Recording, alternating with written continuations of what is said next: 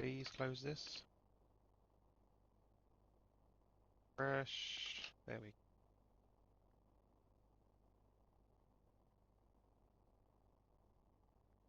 go. It's not coming through. There we go. Sure one. Where's my one then? Yeah, I don't know why. It's not live.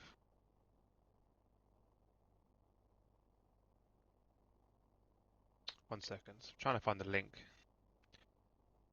For some reason it's not appearing on the automatic message.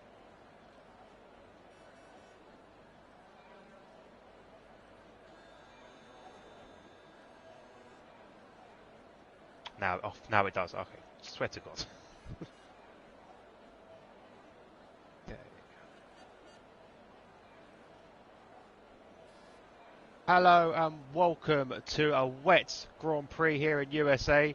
I am your host, DXT Hobo. Joining me as always is Gaz Ferret. How you doing, pal?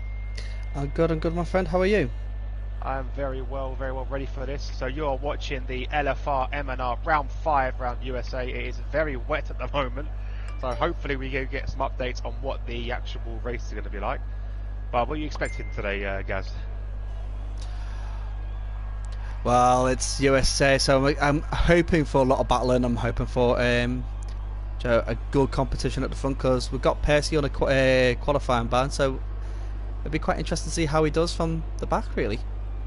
Yeah, it will be very interesting as well because obviously he does have to now retire as he has done there with a wet. So yeah, it depends. I've said if it's a wet race, it doesn't really make that much of an impact. But if you get stuck in the back having a battle, that's where damage comes into play. I think here. Yeah, especially with the type of corners that you're going to be facing. There's a whole parade of different corners that our drivers will be facing. So any one of them corners could be where they get the damage from a car making a aggressive overtake. Yeah, exactly. So what I'll quickly read out the standings from the last race. So obviously after round 4, Death Dragon is leading in the McLaren with 73 points. In second is Percy with 72. Then we have Freedoms with 43 in the Alfa Romeo. DXT Matty in the Mercedes with 35. Flea in the Red Bull on 29. We have Civi in the Renault on 24. El Stefano in the Haas on 18. Bilton Matt in the Williams on 10, joint with by CDMJW in the Renault, and also by Kingsholm in the Ferrari, all on 10 points. Matty Bot in the AlphaTauri on 6, joint with Tia in the Ferrari. Wild Gamer in the Mercedes is on 4 points. Non-Human in the Williams is on 1, along with Ari the Race Guy in the Alfa Romeo. And then yet to score, we have Taylor McKenzie in the McLaren. Vike de Lay, or Vakdala, how you would say that, is AlphaTauri.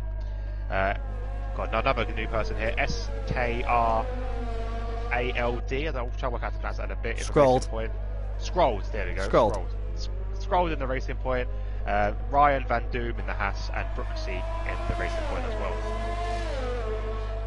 So yeah, I've just got information from Matthew Green, who's popped up on our feed. He's saying quality's showing drying up in 30 minutes, so we could be seeing a dry Q3, and it should be a dry race as well. So that's great. That should be good. That will just mean that the qualifying will be completely mixed up, which will be interesting to see. Should see some big boys coming out in the Q1. Alright, so quickly run through the constructors if you have found it. Mercedes are leading with 20. So this is, it's not in order, so I've got to work out the order. Red Bull winning with 101. In second is the McLaren on 73. Then we have the Alfa Romeo on 50. So it's literally not in order, so I'm trying to work out which is next. Mercedes on 29 points. Renault on 24. With 18 points is the Haas, 16 is Ferrari, and 11 with Williams and AlphaTauri on 6. So there we go. Good work. I literally had to work out where everyone was, so sorry about that. If I did get anyone wrong, I do apologise. So there we go. So we are 5 minutes into our Q1 there, with just over 13 minutes to go.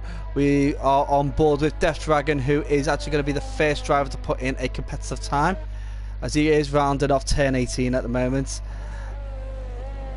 I do think Death Dragon is one of the drivers who will be putting a competitive time at the top. It'll be quite interesting to see how he does compared to drivers such as Kingsholm, DXT Matty, Ari, who are quite quick as well. So there's 146.0, so a nice time there. And Brooksy with 147.8. The difference in the times when you've got a bit of water on the track is ridiculous. Yeah, a Freedom with a 147.0, so the times are a little bit scattered at the moment. Drivers are getting used to the circuit in the wet. It's a difficult circuit in the dry, so it's going to be quite tough in the wet, indeed. Yeah, it definitely will be. But you can't really put down your overtake either, because you're going to be spinning the rear wheels so much. Yeah, definitely. Mackenzie crosses the line in the McLaren on a 148.8 scroll with a 149.7. Kingsholm 148.7, so some good times coming in, all around about the same. See, DXT Matty a slow time, 150. It's probably just getting used to the circuit. Maybe invalidated the laps. He lost time. I wouldn't say invalidated, lost time on the corner, so he had to jump. To hold back and charge the ERS. So what I'm going to do, I'm going to jump on board with Matty and basically give a rundown of the circuit. Okay, so Circuit of Americas, as you can see, Matty Bot is coming around turn 1. Turn 1 is a tight hairpin. The switchback is very strong on this corner, so you might see some overtakes getting reversed there as we go around turn 2, which is a sweeping right-hander, into turns 3 and 4, 5 and 6, the Maggott and Beckett-esque corners that are a feature in many circuits around the world. As they now go around turn 8 onto the approach of turn 9. Turn 9 is a quite tight corner, you'd have to slow down quite a bit. Turn 10 is this very wide angled corner here, don't really feel much like a corner. Onto turn 11. Turn 11, this is where we're going to be expecting a lot of diving into that corner to try and capture a space or two as we go down where we could call the Abu Dhabi Straight, because it's basically the same as what you get at Yas Marina, a long straight with a very sharp corner at the end. So expect the cars to be positioned in the middle of the track to defend from a faster driver. As we come around up to turns 13, 14, which is these two right hand corners here, and then the left hand reverse corners of 15 and 16, which are basically, I have spoken to a few people about this, and it's like turns 9 and 10 in Bahrain. Now this is my favourite corner of the circuit, which is 17 and 18 here, which is like turn 8 at Turkey.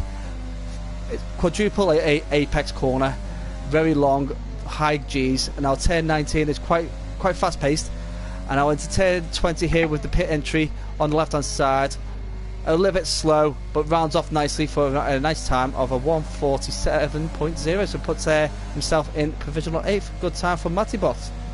Brilliant time there from Matty.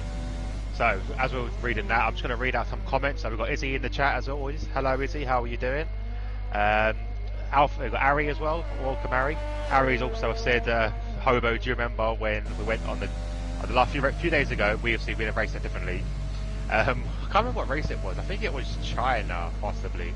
But basically, we didn't check the weather, and we went out on a dry setup with a wet race. So oh, it nice! Just basically reminded me of that. I'm hoping you haven't done that now. I'm gone out on a wet setup on a dry race. Izzy said, what's your thoughts on the new Alpha, Gaz? The new Alpha, yeah, I've seen it. It's basically the flip of the colours, isn't it? Oh, I quite like it. Let me have a look and see it. It looks very. It's like the same kind of design, but they just flip the corners, so the white for the red for the white. This is what I said they should do. Actually, they listened.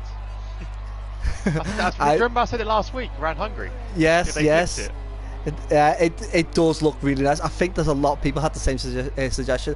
It's the fact that because they are one of the only cars that actually had a proper change. I know the AlphaTauri has gone for a top blue and a bottom white look, but it still looks pretty much the same. It's just like the nose has been got that it's like a blue stripe down it rather than the white.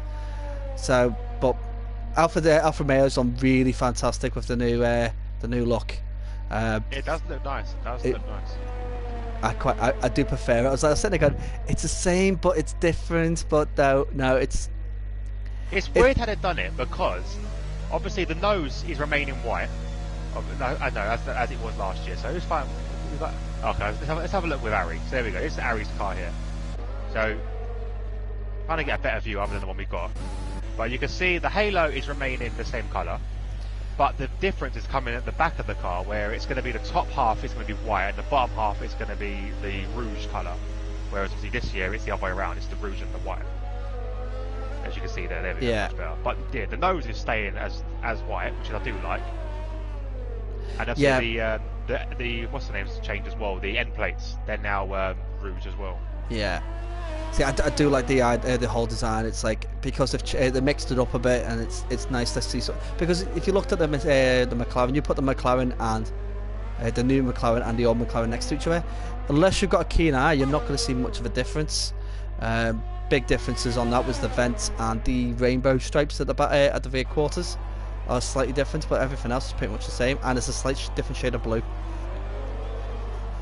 Yeah, see, I'm just looking at it now. I do like the how they've gone into the rainbow at the back. But yeah, essentially it's the same looking car. It is the same looking car. And rumour is that Mercedes are not changing their look. They haven't actually technically changed their look in so long. All they've done is just changed it from silver to black for the season, but I think they're keeping the same livery. Same black. Same black. Yeah, it's going to be in black with the 3-pointer stars on the back. The black, do you know what? The black does look really nice on that car. It does look really amazing.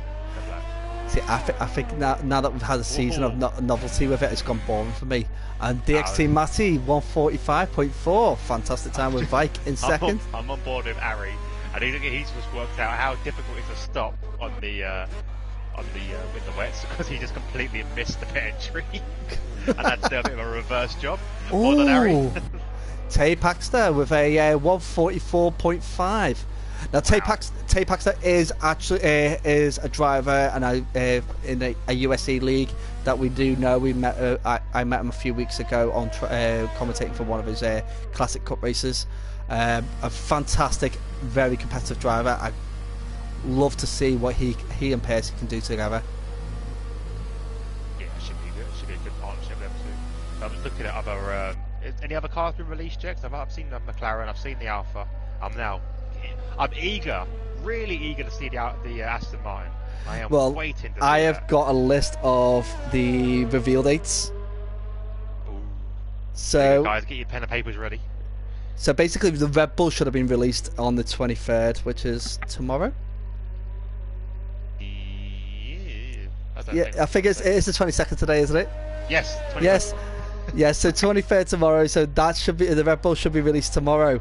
We've got the Alpine and the Mercedes released on the 2nd of March, with the Aston Martin the 3rd of March, the Williams on the 5th of March, Ferrari with the 10th of March, and Haas still hasn't confirmed their date yet, but they have got a contractual agreement that their release has got to be before the Ferrari. That's interesting. Ferrari wants to be the last car released. They've always done it every year, the last one.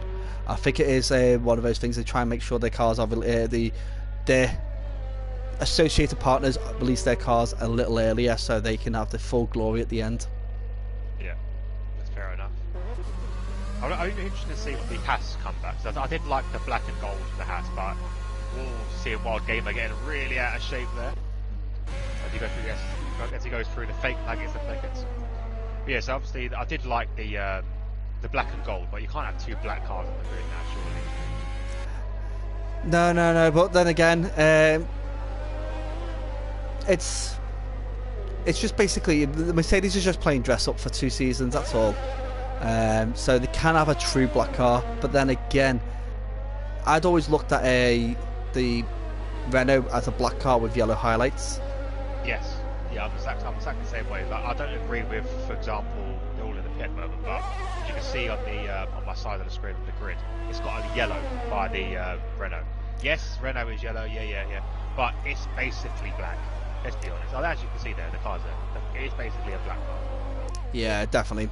Because if you sat there describing the car itself, you'll look at it and go, it's black with yellow on it. You don't say it's a yellow car with black. Exactly, you would say that, yeah, definitely. So I just seen a comment. Sorry. Sorry, Sorry, go on. So I just got seen a comment there from Tapaxter. Oh, I just seen Ari spinning. Is it Ari? Yeah, I know you saw. I was on smash into Stevie smash into him. Yeah, I was on board with Civvy at the time.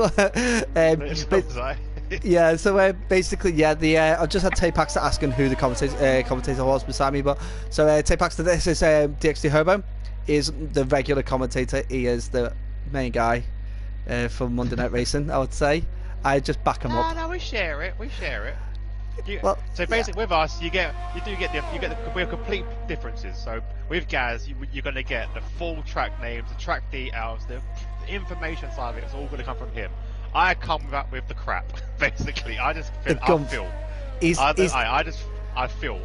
You're the Crofty of the team. Oh no, you don't. You take that back. Swear to God, we're gonna fall out, Gaz. I can't apologise for that, but I hate Crofty. That's a bit of background. I hate Crofty. You do know more about F1 than Crofty does, right? But then he knows more about darts than me, so there we go. Swings around about. He should have stayed at darts. He should have stayed at darts. But yeah, so I think probably with my side, I know a lot more of these drivers on the other leagues and stuff because I do commentate a lot of these guys as Matty's retired from this session. So yeah, so you get a bit of difference between me and Gaz. It's a good partnership. It is a very good partnership, indeed. So a couple of messages to quickly read out as well.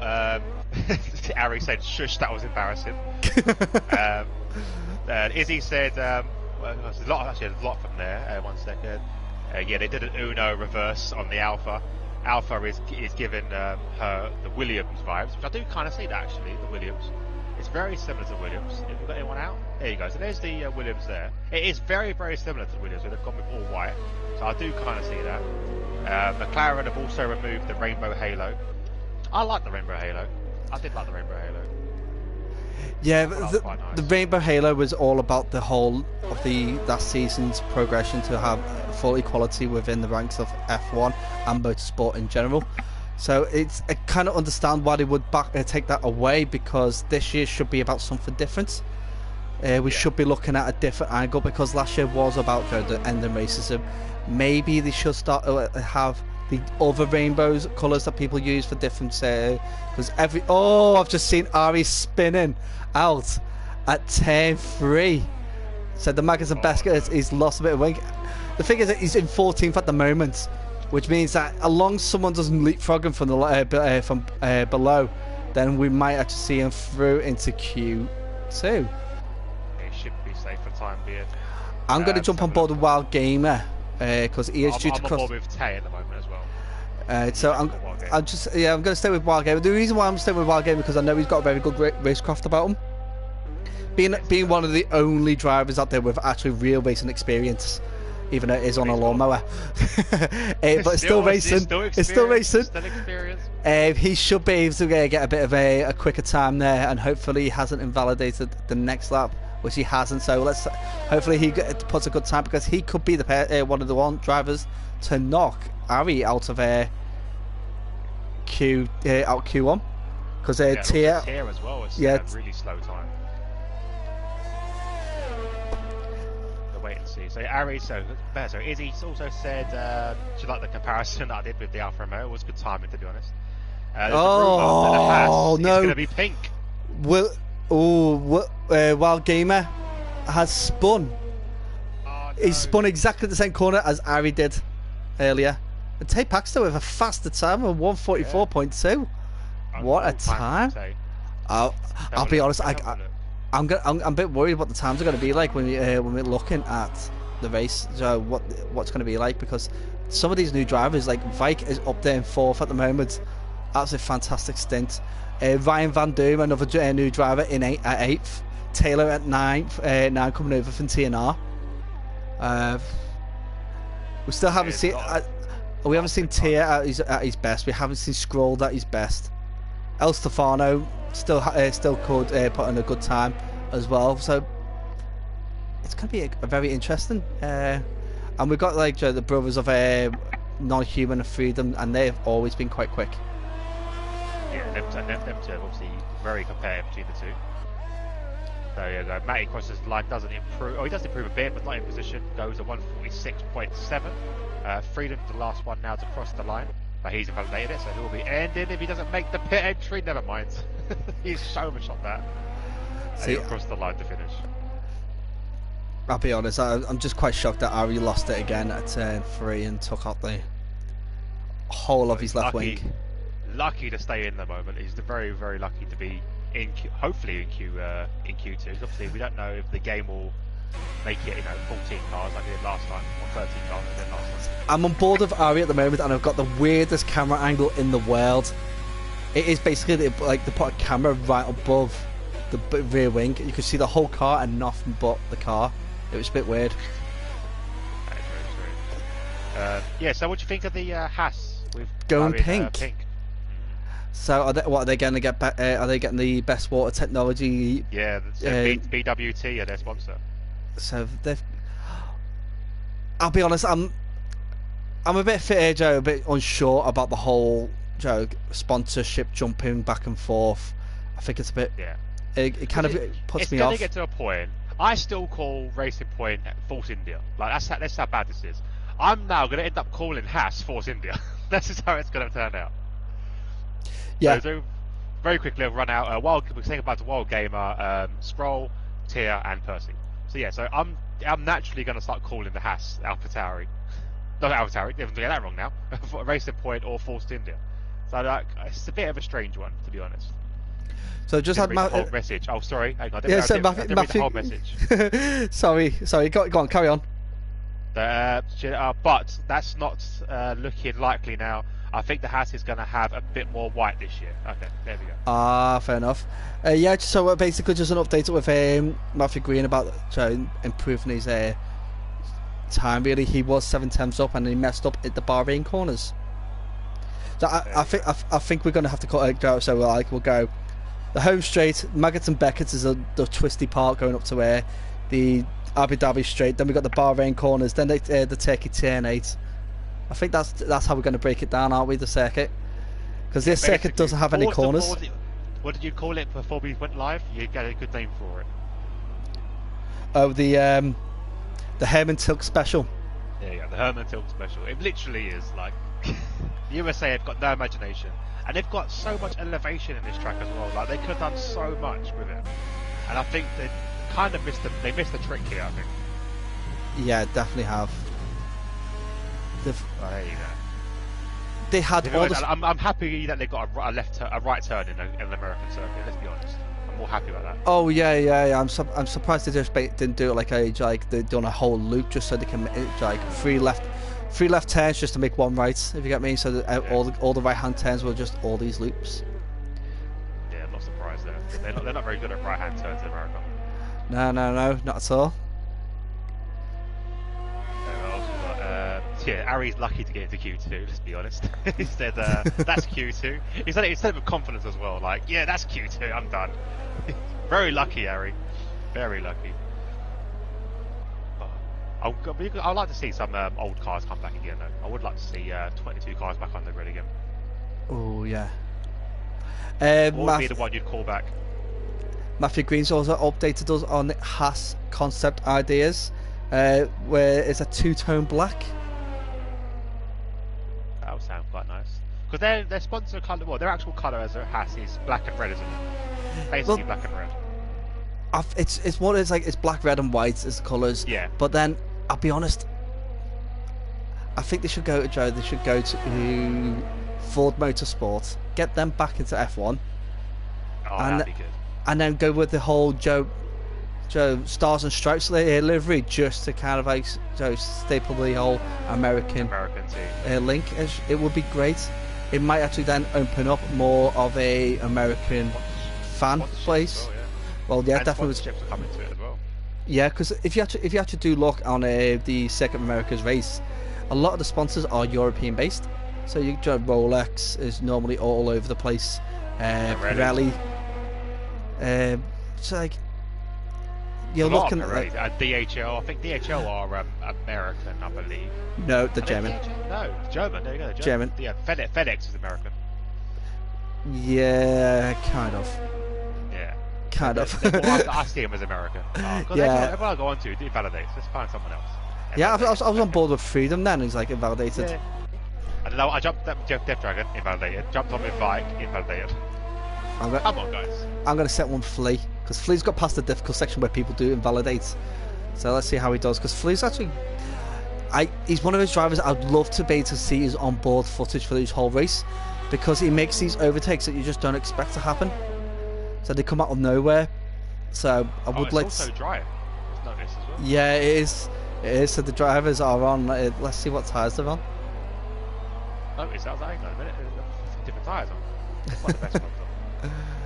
So let's have a look what else we got. There was discussion to bring back the Manor/Marussia as a Mercedes junior team.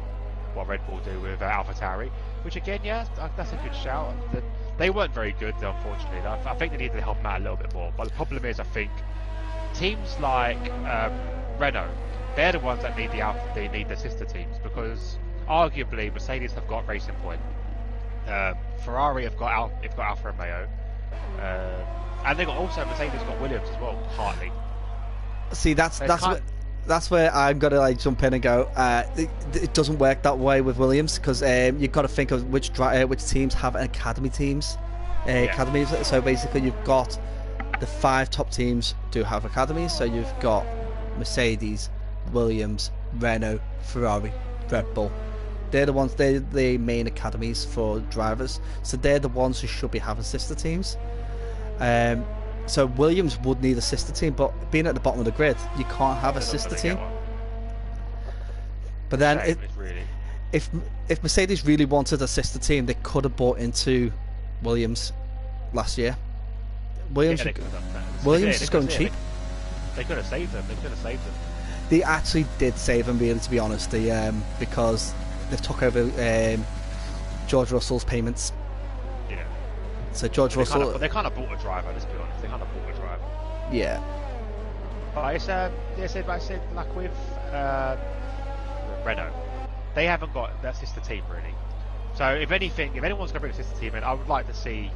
I don't like sister teams. Don't get me wrong, because there's always a bit like with what Red Bull do with AlphaTauri when they just swap drivers mid-season. I don't technically agree with that. I think you've got a driver, you stick with that until the contract's done, or until you've negotiated a new contract. To swap and change drivers, in my eyes, is a bit cheaty. It's a bit cheating. You know what I mean?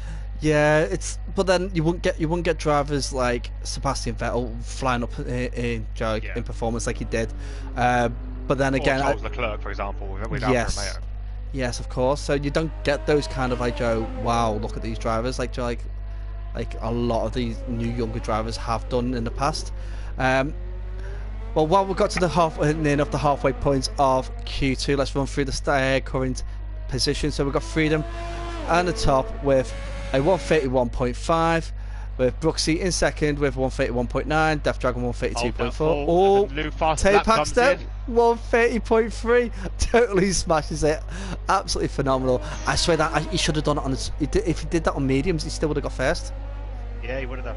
It's 0.9 of a second. You are looking at a difference just because of the length of the track. So we've got Death Dragon in fourth now with 132.4, King's Home 132.4. He is 500ths behind Death Dragon. Non-human 132.5. Ryan Van Doom 132.6. El Stefano 132.6.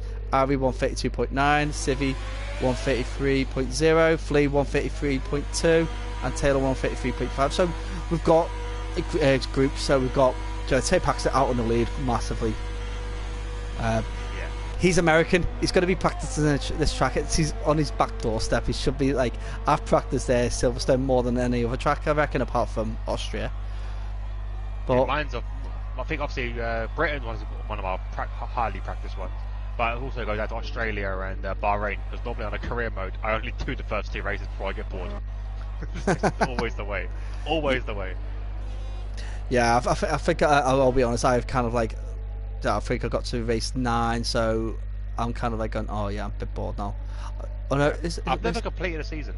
Oh, 2019 I completed the season, no problem. I only started doing the commentary and online stuff when I got 2020. So I'm still quite new to the gaming side of it, but F1's been something I've been watching since I was a kid. Yeah, same here. That's it. My earliest memories of watching, sitting there with my granddad watching a Ferrari go around. I used to like them as a kid. The little Michael Schumacher Ferrari. See, the one thing I do remember is the Michael Schumacher and Mika Hakkinen battle around Belgium, where they go 3 wide. I can't even remember who the driver was in the middle, but Mika Hakkinen trying to get past Michael Schumacher all the way around Belgium, and then he makes a 3 wide pass up at the end of the straight. I can't even, off the top of my head, I can't remember the straight, but he goes through Eau Rouge around so Eau Rouge up through bloody hell, I'm brain fast. Well, basically he goes up and it's like he's stuck behind Michael Schumacher, couldn't move. Michael Schumacher goes wide to get the wide angle because the car in front decides to move, it has to move out the way with the blue flags. So he comes off the racing line. Michael Schumacher and Mika Hakkinen go, I'm faster than both of these. Bam, right around the inside, goes into the chicane and takes the lead and takes a win. One of the earliest memories I've ever done, well, ever had of F1. So it's Vidillion. That's it. Got off the top of my head. I was like, you got it. Wow, eventually. It's a brain fast. I'm focused. I sit there and I do focus on one track at a time when I'm doing commentary. So the fact that I've got it back in my head, then it's good. Very good. Very good. I was on board with Matty, but unfortunately he's invalidated. But I'm going to stay on board with him. He looks like he's going to go round for another run. Izzy's come in with a question, I believe it was. This is one probably aimed at you really more than anything, Gaz. Don't Williams have reduced prices on power units too, or am I just making that up? You are correct on that. They do have reduced prices of power units as well as the new gearbox that's going into the Williams this year. There you go. Yeah, well done, Izzy. That's a good factory report up there. Oh, thank you. Izzy just put out the Kemmel Straight. Yes, it is the Kemmel Straight. Do you know what, it's stupid. It's like that. So there, when you focus, I've got to commentate USA. So I'm sitting there remembering all the corners. Look, USA is one of the easy ones, I will be honest. Sorry, Tay Paxter, I do apologise. He's actually from Belgium, not USA. Ah, it's from Belgium. I'm so sorry. It's because you're racing that American league, mate. I do apologise. So, he'll know the Kemmel Straight very well. Oh yeah, definitely. He's probably got his family members who could tell him about the old stories of the old Belgian circuit. You know, the ones that like the ones that really scared drivers. Claimed a lot of lives, the Spa circuit. So who's getting a drive through here? Oh, okay. So Ken Doyle was just joined the chat, my stream. Okay, a little story about Ken. So obviously we were racing on Saturday. I was commentating for him. It must have been one of the most unluckiest starts to a race I've ever seen. He first of all jump starts, so he gets instant drive through, which is understandable. It's a drive through. Then Ari spins out in front of him, who can't really avoid the contact and hits him. He then gets a broken wing, and to add to injury, another drive through. So within the first 3 laps, he spent it going past his own pit garage. Because he had to change his wing, then do a drive-through, then do a drive-through. Guess where he came? Gaz, have a guess what position he finished. Oh, see, this is going to be one of his things. I'm going to say, after all that, I'll be surprised if he got into the top 10. He come 4th. 4th. He finished 4th, and finished 4th well. Like, no penalties, nothing. He kept his head. He was helping for safety. There was one safety car, which did bring him back into it. But to still finish 4th, when I think 90% of the drivers in this chat or in this lobby would have probably quit. It just shows you just determination. Well, this is why this is a perfect setup really for why we put out the LFR Jensen Button Award. It's exactly to stop people from going, oh yeah, you are. Oh, there's no point doing this. I'll just quit. No, we don't want you to quit. We want you to keep going. Yeah, because anything can happen in F1. Anything can happen, and Ken's a martyr to it. He's been there and he's proven it. He finished 4th when a race where me and Nevo was convinced he would quit. Like, convinced. Any one of us would have probably quit. Well, but unreal. You see it all the time. You're like a circuit with high casualties. You have 9 drivers finishing the race. If that one driver goes, you know what, I'm going to stay out. I'm just going to carry on. They would have got that 1 point. Exactly. Because I had it round Baku. I think it was one of my first league races I was ever part of. And I used to hate Baku. It used to be one of my hated tracks because I wasn't very good on the pads on keeping it out the wall, let's be honest. And I was lapped twice, and I realised I was 11th. Bearing in mind there's 11 cars on the grid, left. So I'm 11th place. I'm like, okay, look, I can either quit it, I've got half the race to go, or I can carry on. I came 8th. I was like, because cars kept crashing out, and I just kept a steady pace. I was like, okay, I'm fine. I got 8th. So Nice. that's why I've always been an advocator for not quitting and just sticking it out. I've only ever quit one race, and that was the T&E evaluations, purely because without that we turned damage off for it for the first time to test it out, and we then realised that drivers have no fear when damage is off, and they drove like it. So a lot of time I was getting spun out. Alright, so we're coming up to the end of Q2, so we're going to run through the standings as we've still got drivers still to put into a couple of times. So we've got Tay Paxter in the lead with 130.3, proper smashing it out there. Freedom with 131.5, Flea on a 131.6, Brooks on a 131.9, Ari 131.9, Vike on a 132.2. We've got a non-human with a 131.2, jumps into second. So then we've got Death Dragon, who's now in 8th on a 132.4. He is on he's on a fast lap right now. We've got King's Home on 132.4, just started his fast lap. We've got Matty Bot on a 132.5. We've got Ryan Van Doom. Did I say Matty Bot? Did I? I thought I said King's Home. No. He just only just said that. He's just set that into. He went into 8th. Obviously, he's dropped down to 10th now. Oh, fair enough. That was still quite competitive times here. We've got Ryan Van Doom on a 132.6, El Stefano 132.6, Civi 133.0, and Taylor, who's on a 133.5. So I think he might have had a little bit of a mess up there, Taylor. Split choices here with the mediums and the softs. Yeah, the current I'm on board with DXT Matty, as he's on his set of softs, trying to set his first legitimate time. Set up home sector 2. Again, it's not sure if that's actually session fastest or just his personal fastest, but we'll wait and see.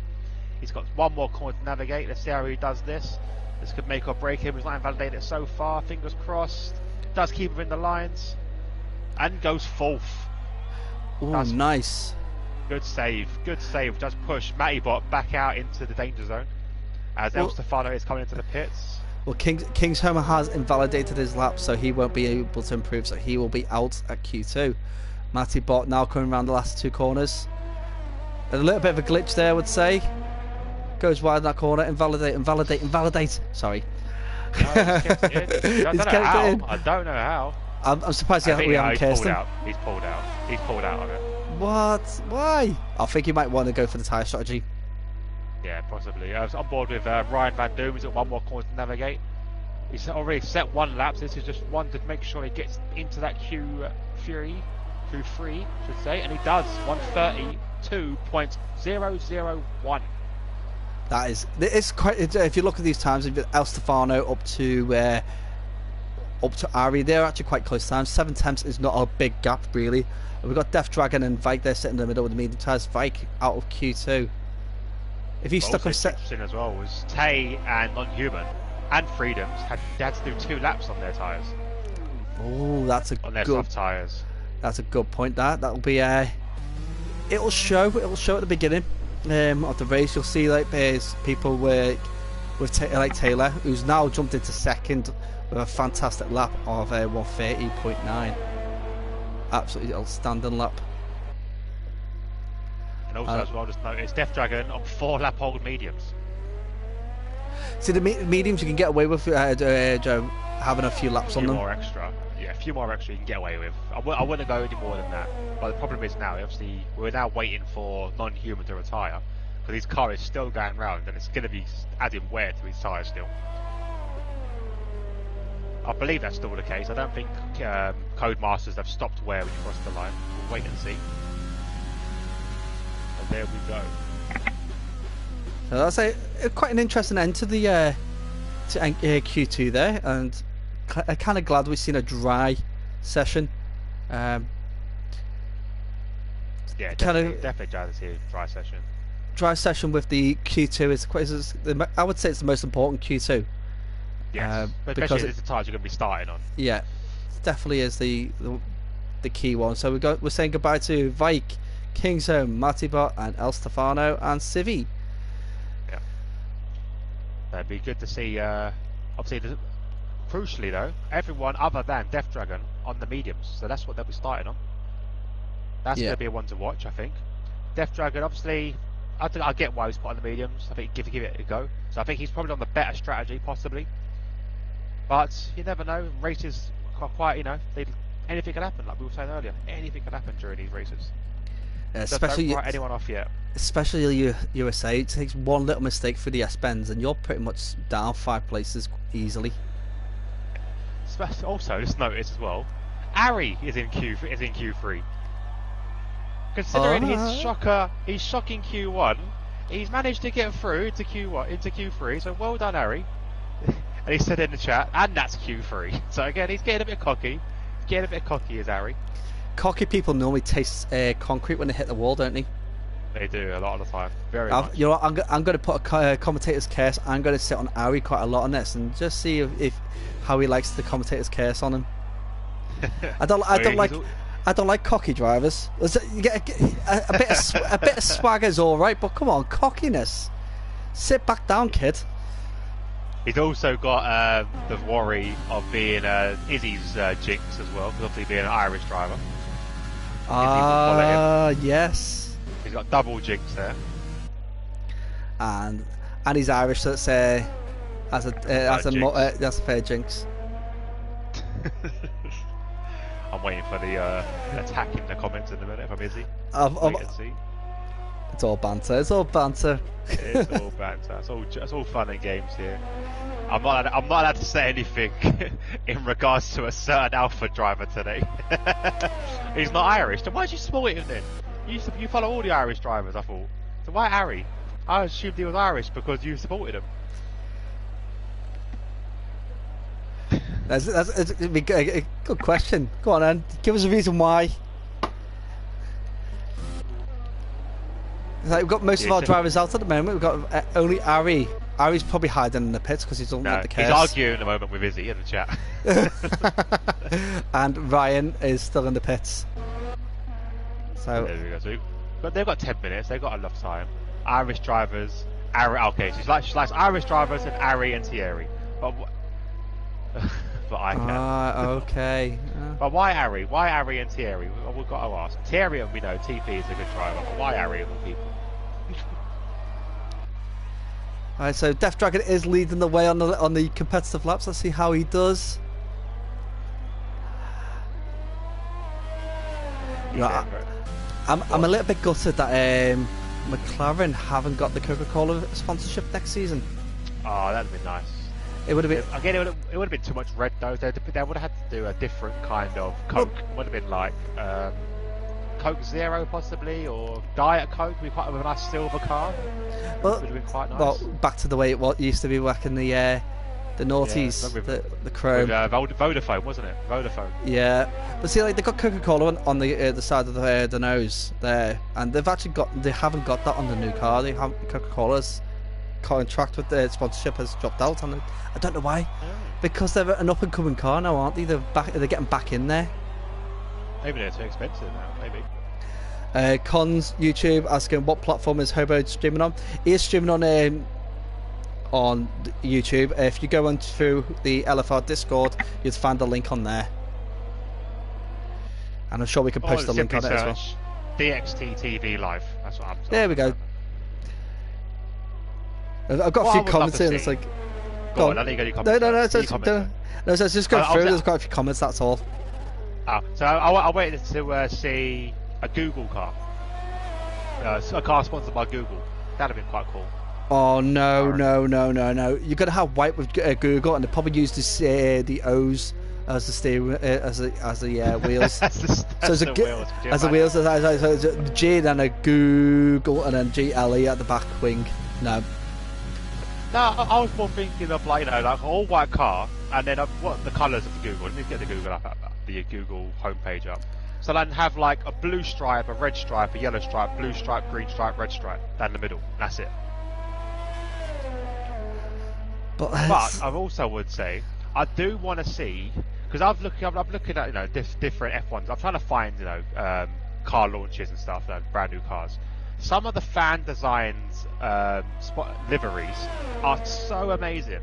I begs the question, why don't they do some sort of competition where some of these people who are very talented at what they do get to design an F1 car? It'd be amazing. Well, didn't you see what happened in the noughties then? No, what happened in the noughties? You had basically in the noughties, right? There was a competition for Williams when Williams were going over to they were just before they went over to the Martini look. They actually held a competition for designing the cars, and the entrants that went in there were quite bad, and all of these artists, I'd say critics were basically slandering every effort they put into it. So it was like it was like a great publicity idea. It just didn't pull off very well. There's people like I think Izzy has mentioned the same person. I was about to say a guy called Sean Ball who designs stuff on Instagram. I don't know if you guys have seen him, but I highly recommend check his Instagram out. Sean Ball, Bull. Some of his designs, his concept designs for F1 or for Le Mans or whatever cars he designs, are absolutely amazing. And he'll just take a concept of a car and it looks incredible. So if you do have a minute, guys, Instagram, his name is Sean Ball, Sean Bull, and you won't be disappointed. It's amazing what he comes out with. It's really good. You've got to also think it's like these designs have got to look good going at 200 miles an hour. Yeah, that is very true. If you're going to stick there and put like a very nice looking design, which you can do, it's like some of these cars, like I played in games such as Need for Speed Heat, you see some fantastic looking cars when they're standing still. But once they start going, you're like, what was that green blur? And that's all you're seeing. Whereas if you let you look at because they're using lines rather than blocks, the lines look quite well when the vehicles are moving fast. Obviously, from the game point of view, the camera is stuck to the cars. But if you've got a positional camera watching the cars fly past, all you're going to see is a blur of colour, and you can't see the design clearly. So that's why long lines going along works off best. It's very true. But yeah, I would like to see a bit more effort from some of the times. Well, we've gotten halfway. We've got to the halfway point of Q3, and Death Dragon is holding off at P1. So he's actually on a 130.4. Tay-Paxter 130.7, so a little bit off from Death Dragon. Non-Human 130.8. Freedom 131.9. Sorry, 131.4. Sorry. Go on. Obviously, this session is a lot cloudier than Q2, so that could have played an impact on the overall track temperature. It does indeed.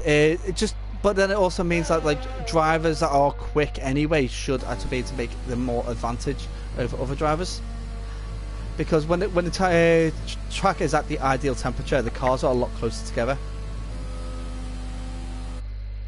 And when the track is cold, like it probably will be cooler now. It's up to the driver to find the hot spots, basically. It really is, and you'll find the hot spots are exactly at the braking points. The heavy braking points is where the most grip is, the most heat, because it's seen the most friction. So we've got three drivers out at the moment: Tay-Paxter, Non-Human, and Brooksy. I'm currently on board with Non-Human. He'll be the first one to probably cross the line on his outlap. Also Van Dorm and Matty have both come out as well, so they're setting their first times now as we enter the 3.5 minute mark. Taylor not going out yet, so hopefully he'll come out very soon. Because he's known for a validation this track. They will need to have a bit more time just in case of a mistake. Yeah, of course. So guys, if you have any questions, obviously for Gaz or about the track itself, so do let us know. I think Gaz probably has the answer to everything. I'll try to. Gaz is very, very book smart on the on F1 and the tracks. as we see Non-Human come round to start his second run, I suppose. Yeah, second flying attempt. Means Freedom's come out, I believe there. Oh, that could be Ari coming out of the pits. It'll be Ari because Freedom's already out on his outlap. Ari then. Ari's come out now. And Taylor's actually decided to come out as well. I know we say this quite a lot, so I also would love to see a bit more design inputs in the next F1 game from our point of view, anyway. Well, this is where if you actually watch Avara and Marduk, they're all recruited by Codemasters as concept and input content advisors. So anything that you want to see from a game, you go if you comment it on their things and they put it on a post on one of their videos, it actually then does end up getting suggested to Codemasters. The thing is, obviously, we use the game probably more than most at being commentators.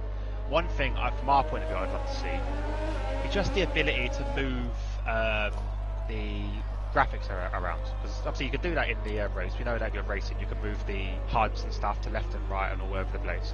But as a commentator, a spectator, you can't move the sectors warning or the grids or the track map. And I think sometimes the track map it's kind of positioned in the wrong place, needs to be a bit lower. But also the grid is the most annoying one, because when you've got a full 20 grids, it covers half the screen. So I'd rather have it in the far corner, miles away, so that I can still see the race, which would help. I completely agree with that. But like what I tend to do is I'll hide the UI every now and then. Joe, if I've seen a big action and I know there's two drivers, I'll drop the UI away and then just let Joe discuss about that. Then I have to bring it back in when if I need to have a little look at anything. I've just got a message from Izzy saying, got any fun facts for Circuit of Americas? Well, Circuit of Americas, it's in America. It was designed. When I say designed, I'll put designs in a quotation marks because it was never really designed. It was just thrown together. Back in in October 2010, with work starting in December the same year. It actually opened up with the first race on 21st of October 2012. And that tower that you see that's just behind the pit straight was actually designed by Miro Riviera, who actually designs a lot of buildings around the F1 circuits. It is one of the tallest observation towers in motorsport. And to me, it looks like it's a start of a roller coaster ride, if you get me, just something like Oblivion. It's like a ramp. It looks like a GTA ramp. Well, that's it's meant to kind of like simulate the start climb, so it's meant to be like where it's quite low and it gets really high quite quick. But it just looks like something for me. It just looks like a beginning of a ride. Also, goes third, 1:30.7. Oh, nice time. We all rounded off now to these fast times. I'll throw some more facts when we get into the race. But Tate Paxton with 1:29.9 breaks the 1:30 barrier. Unreal. I knew that was coming. Let's have a look. Obviously, I'm assuming everyone's going to be on soft tyres. I'm not looking at what tyres. Yeah, they should all be on soft tyres. I did have a look earlier to confirm. One corner to go. Let's see what he can do. I've not got any of the telemetry up, so wait and see. 1:30.7, which knocks off Taylor from his third spot. Good time from him. As we see a couple of guys DNFing now, so retiring now, I should say. On board with Flea, as he's got one more corner. I think Brooks is ahead of him, but he's invalidated it. But Flea will cross the line next. Set his final lap.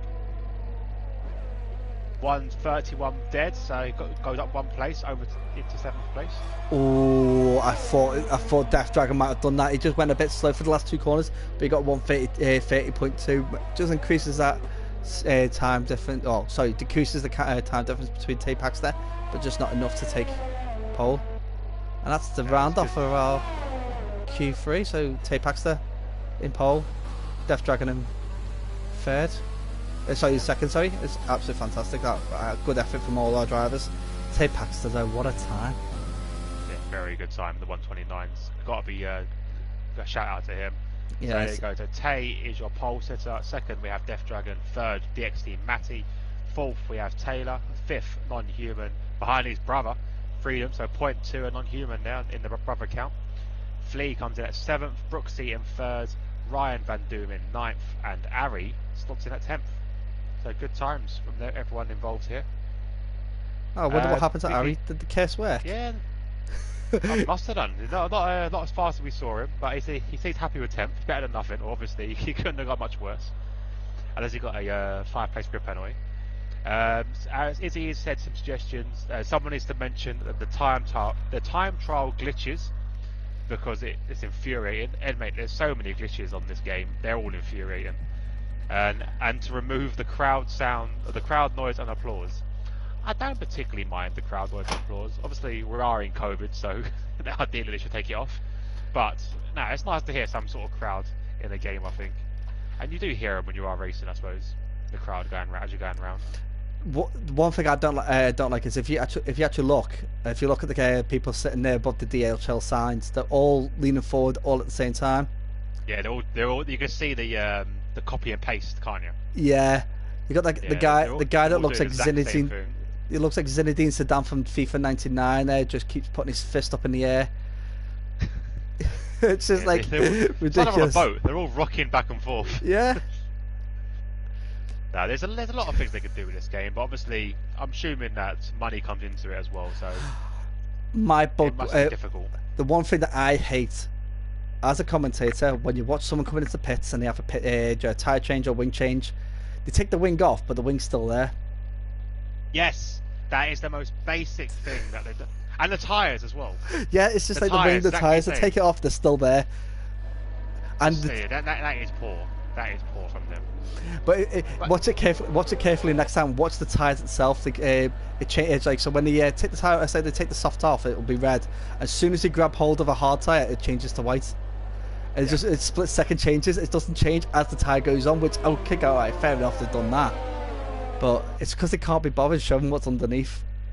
It's because you see it when you're obviously driver's point of view. That's the main thing. They don't really cater for spectators.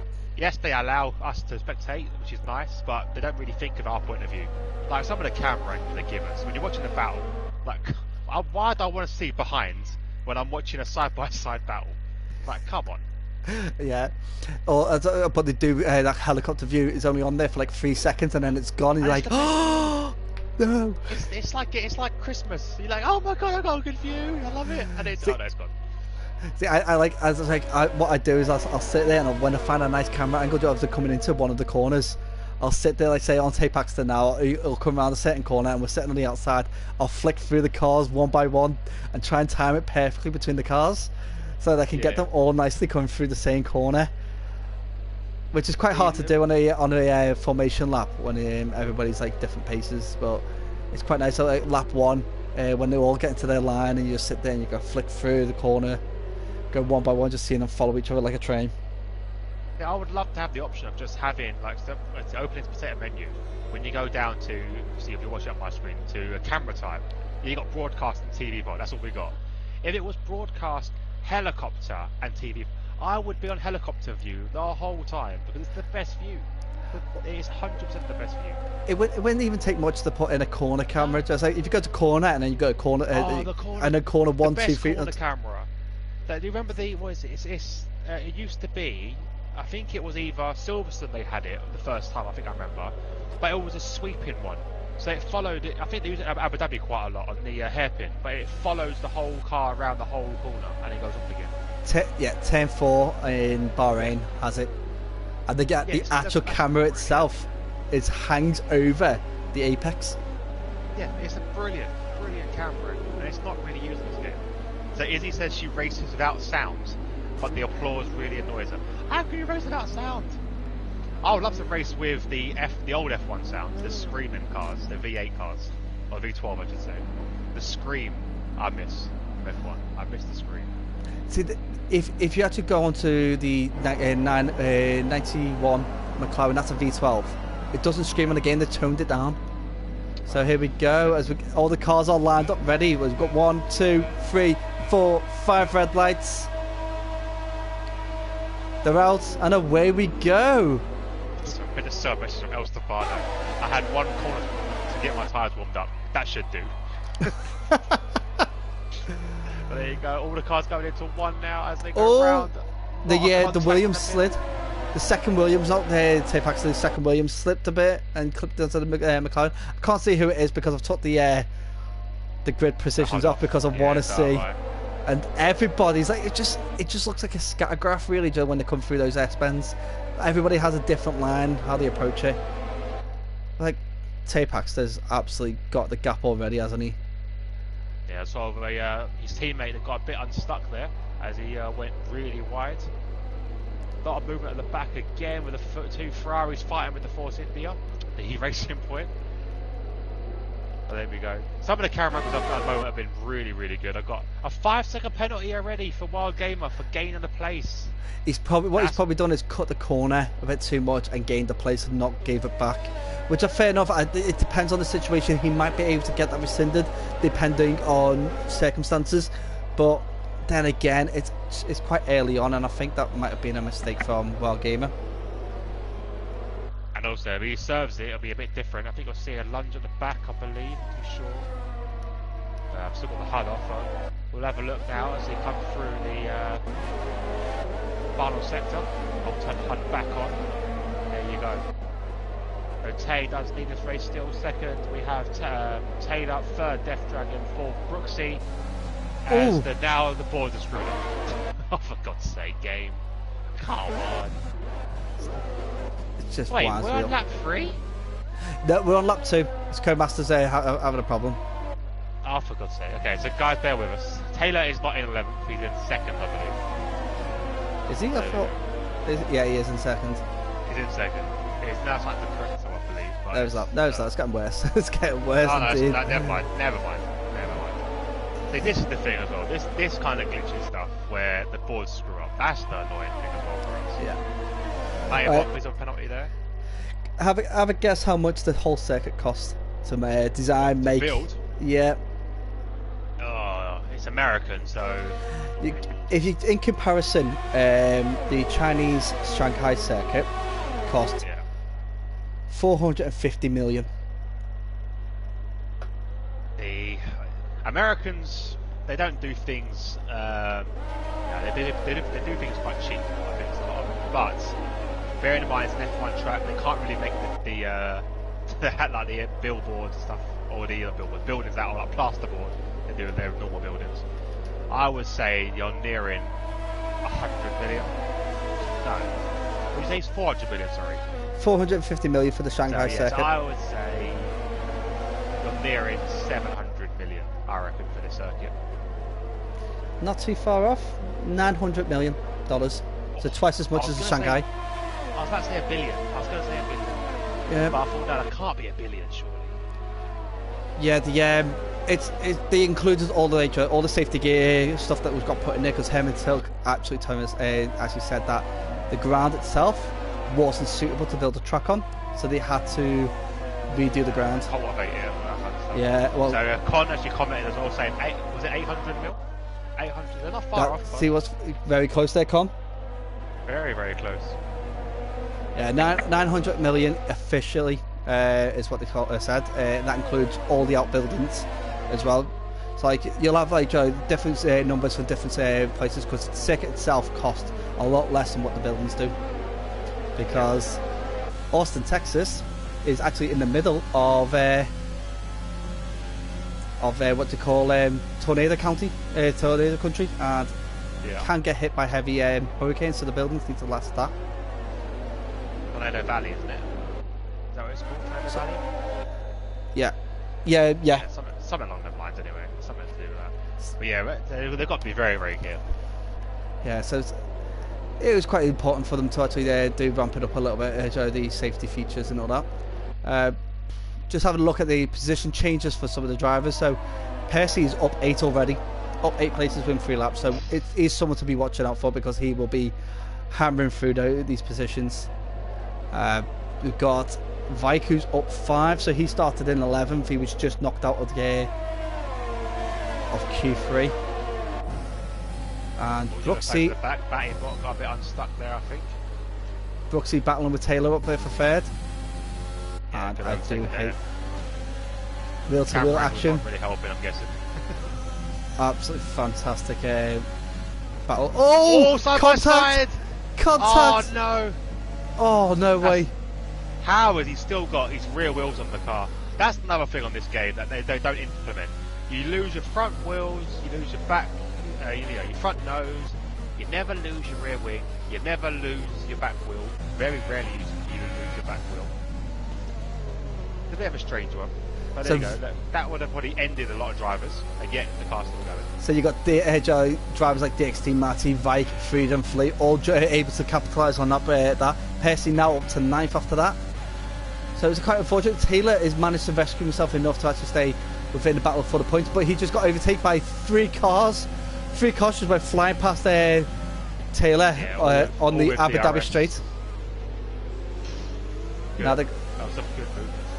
Do you know, that was actually quite clean for all 3 drivers to get past. That was. And now they're all battling through the Bahrain corners. Yeah, Civi is still side by side as non-human makes a lunge at him. Oh, brilliant overtake there. Good attempt. It comes back. It didn't have the run out of the exit to speed, but he gets a time penalty for cutting that corner a bit too much. Yeah, I'm doing very well to hold on there. I've kind of like stayed on board of Taylor and to watch this battle because it's quite nice to see it from behind. We've got overtake at the front, I believe. They're going to flee with side by side with Van Dorn. Van Dorn shoots slightly wide. We'll get the better drive out of the exit though, so Van Dorn goes up into 6th place. But Flea's got his teammate behind Percy, who's now in 8th. What a battle Percy's had. Gone very wide there though. Loses a bit but catches it, so that was actually quite a good save really from. Aries have to look now, see if they can move on the Red Bull after that mistake. But Percy, like you said, has recovered fairly well from that. So Freedom's now all over the back of DXT Matty, as Vike is now taken 3rd. So DXT Matty looks like it seems like he's losing a bit of power there really, because he's quite he lost a position to Vike quite easily because Vike was over a second behind him a lap ago. Yeah, now he's dropped to Freedom as well, and he goes into 5th place. And that would have been on the car. It would have been the DRS that got him. It's just maybe he's just had a few poor exits. Flea's released his teammate Percy as well, so Percy's now gone. On the tyre, so we can see what tyres everyone's on. There you go. The Death Dragon, so considering he's on those medium tyres, 2nd place, doing fairly well. Absolutely fantastic. But Tay Paxton, what a gap he's made. He's made 1.2 seconds per lap. Yeah, it's unreal from him. He's doing so good at the moment. Just jumped on board quickly with the possible train behind behind Non-Human with Wild Gamer and El Stefano, and to go down the home straight now. Now Ryan Van Doom is actually having to start thinking about putting his car in defensive positions now with the 2 Red Bulls hounding him from behind. Yeah, definitely, but especially when you've got 2 teammates behind you, then you know they're not going to be battling each other too much. They're going to be fighting you constantly. Absolutely not. Jump quickly on board with this battle with Percy. See if Flea's got a good angle. Bit too far away at the moment. Flea needs to get back within a DRS stuff, or these 2 are going to leave him behind. And then you can see he hasn't really dropped out of the DRS. See, I had a look. I've seen the pit strategy before. It does say 2-stop race, so it's soft mediums or medium softs. I can't see a 1-stop at all unless you go onto the hards. A medium to hard or soft to hard. The hards are not very good around here. Not at all. They're like a worst case scenario if you're on the hard tyres. Yeah, it's like if you get a bit of wing damage at the beginning and I'm gonna have to like do a long stint, so you just stick up with the set of hards on and hope for a late safety car to put yourself back onto softs again. But it's difficult to find a circuit that the hards work well. But interestingly enough, Monza is actually quite forgiving on the hards. Because when the hards work well, they can be an elite strategy, and they work amazing. But rest of the time, they're kind of ones to avoid, really, the hard tyres. So yeah, with the hard tyres, you got to balance it. It's like if super fast circuits like Monza, the hards can work well on there because you don't have to worry about the tyre conservation really, and circuits like Monaco where you can afford to hit very early and stick on some hards and then just go to the end. Which Monaco overtaking is so poor. Of course, yeah. So you just stick a set of hard tyres on, hope for a safety car, take the lead and just hold it. Do like what Senna did to Mansell. Yeah, just exactly. hold, park it in the middle of the circuit. But there is one track I think needs. It's an iconic track. I'm not going to argue with anyone, but it needs to go. It's just Monaco. It's too unsafe. Yeah, I can't. It's not a track. It's not a track these cars are built for. No, not at all. I completely agree with you on that. Then, on the same hand, I do love history in a circuit. I do love nostalgia. You can't have an F1 season without Silverstone. You can't have it without Monza. Once you lose those two races, you've lost the whole season in my eyes. Unless you're going to stick it with a replacement circuit, but I can't find anything in the UK that will replace Silverstone. You might have Mugello and Imola, but they're not Monza. Monza's a home of speed. But the thing is, with Monza and tracks like Britain, Silverstone, like, although they're not built for nothing, they're built in a different time, they can still support these cars. A track like Monaco was built for 50s cars, and it was out of date by the 60s, 70s. It was already out of date by then, but yet they still use it 50 years later. I get what you're saying. It's just, but even back in the 50s, it was never safe. If they had safety regulations back in they never had real safety regulations until mid 70s, when it was drivers like Jackie Stewart, Niki Lauda, James Hunt, those kind of drivers, the top end drivers that all were involved in some heavy incidents, were campaigning for safety regulations to be put in place. But like if they never done all that work, we wouldn't have safe tracks that we got this year, like we got now. And now we've got Vike, who's making a move onto Death Dragon. So Vike's actually caught with Death Dragon. Got past Matty as well. Percy up into 5th place. These soft tyres are starting to wear out, so Vike better make this move happen quickly and make a bit of a gap to save himself from getting caught up from the medium tyres from behind, really. Obviously, Flea, Taylor, Non-Human have all pitted for their first stint. While the mediums and the hards for Non-Human. While Gamer he gets a penalty, but he's all over the back of Kingsholm right now. Kingsholm sitting in 10th, doing quite well with the medium tyres. He's come in. I'm going to throw it out there. I think Kingsholm's going to be someone who might, by the end of the race, could be battling up at the top 5 positions. He's definitely got the pace. Definitely got the pace. We see it quite a lot where he just kind of crawls up through the grid quite steadily, and he's got his defensive skills are quite something else. While Gamer does push him a little bit there. Bit of contact again from them two. They go into the tight S's. While Gamer needs to back out. Damage. Yeah, while Gamer should have backed out down on that there. Yeah, he'd lost his end plate there. Yeah, he did hit the back of he hit the side of Kingsholm going into one of the corners. It's quite hard to keep the car in the line that you need to keep it in on those corners because it's like left right dead quick, so you can easily slide from side to side. But he needs to brake a little bit harder when coming into turn 7 there. Right, also got come in second place, overtaken Death Dragon. Absolutely fantastic. Quickly read out a couple of messages. Izzy said Silverstone's a favourite track, but obviously that's a biased opinion. A specific driver is who can't be named is doing well, but as you spoke too soon, I believe she's on about this fellow down here, Ari, who just pitted for his soft tyres. As Tay's now come in, they're saying hards for him to the end of the race. We'll wait and see what he goes on to. He's got the pace to make hards work, I think. It's not just about the pace. Yeah, he's going onto the set of hards, but like, it's if we don't have any safety cars, then he'll be quite comfortable because he's all within reach of all the drivers ahead of him. Because Ryan Van Doom and Vike will be coming in in a lap or two themselves. I can't see anybody stretching a soft to mediums at all. No, it's got to be an understopping. You got an understopping middle. Flea just got the fastest time of 1:35.1. So wow, very good time for Flea on the medium tyres. Yeah, so it's still quite early on, so he's going to have quite a large amount of fuel in that vehicle as well, so doing quite well. Also, Freedom's also going on to the hard tyres as well, along with Wild Gamer as part of the hards.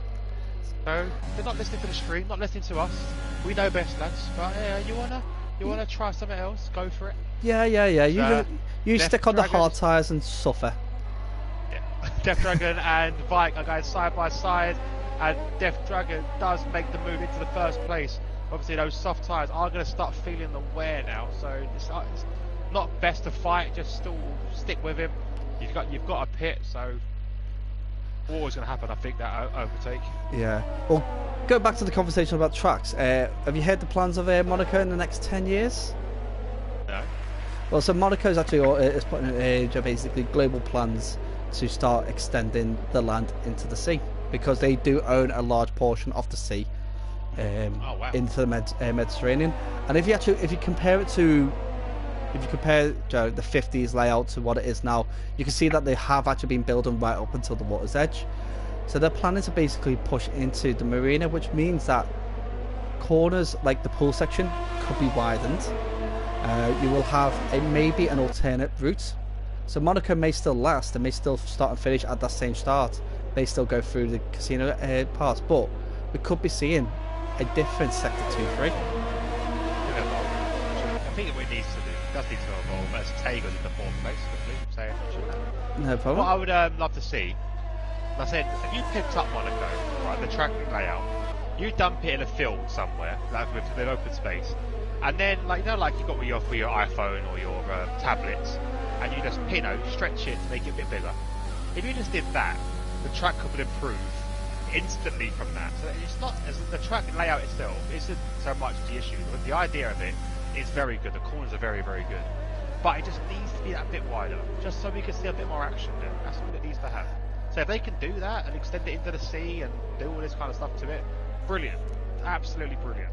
That's all it would need. But then, if you think about that, then what do you think about Hungary?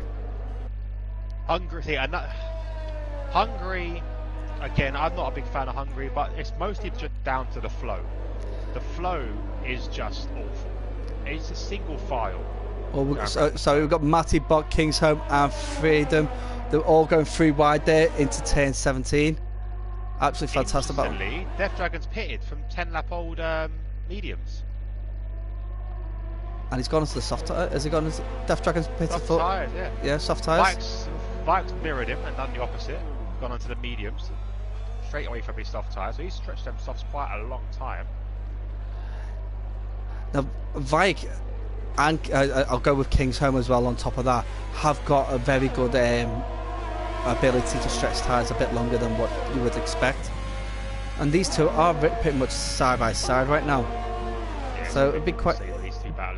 Yeah, it'd be quite interesting. Obviously, Kingsholm on the older medium tyres will be suffering to Vike, but he is staying behind him. So Lexi just messaged saying, Ari, you can do it. And also, Izzy said France needs some work. Right, France, I'll tell you what, right, I'm going to leave my comments for France. There's so much I could talk about France, and I'll be honest, Izzy, I'll sit there and I'll baffle you with how much information I can give you about France. But it's not worth doing it on this circuit because it could take too long. France to me is the worst circuit ever in the FIA calendar. More to be continuing, so you have to come back and watch us do France before we get into why. Yeah. Let's leave this on a cliffhanger. Yes, that's exactly what I was thinking. Flea, it's got a bit slow there. Has he got a puncher? Yeah. Don't think so. No, he's 3 lap old. So I think it's got a bit out of shape maybe, a bit early on the acceleration. He hasn't got any damage, so that's good. The camera angle I was just on to watch Flea, it showed Matty Bot's car. Oh, no, is there damage to his car? I can't see any damage on Flea. I'm not sure what he's like. Why he's pitting. Let's wait and see what he does. Oh, wing. He had wing damage. There was no end plate missing. No visual damage from our eyes, but if he's got damage, he'd feel it. Yeah. He definitely would feel it, especially on the circuit. Going through turn 17 and 18, you'd feel if you've got no downforce, then you're going off. Ari now closing in on Tier. Yeah, so we'll look at this battle here. So Ari's doing very well at the moment, up into 9th place, possibly into 8th. As Tier locks up massively into that corner, which gives Ari the space he needs and DRS to help him out there. So double bonus there for Ari, up into 8th place. That's a nice move by Ari going into the inside of that corner. That was very nice. I did call it out though. Well. I did say that was a corner to watch for those kind of moves. Drivers like Ari can actually have got the ability to do that. But we got to that point of the race, what I call the halfway mark, where you have to see a lot less battling and more about the pace. As we got a bit of battle between Ryan and Tier, because Ryan has actually made the most of Tier's mistakes and is now up into 9th. Yeah, I think Tier must be feeling the strain of those tyres now. They're 12-lap hold. I would imagine he comes in relatively soon to put on a new set of tyres. But he's staying out. He's sticking with him for the time being. He's probably going to push on because I think he started on softs and pitted early with a bit of damage. So he's going to have to push these a bit longer for him to give a good stint on his next tyre. There are no safety cars yet, so at the moment he's got nothing really to help him along there. Not at all. And we've got DXT Matty. Yeah, DXT Matty looks like he's closing in on Kingsholm. Like Kingsholm on the 13 lap hold medium tyres. If he's DXT battle. Yeah, if he's thinking about doing a one stop, which Kingsholm would, he would think about that. He needs to be pushing these for another 5 laps really to give those soft tyres the chance to actually go to the end. And quickly, Civi's been overtaken by Death Dragon. T-Paxter is actually within visual distance of Percy now, so that gap is going to start tumbling.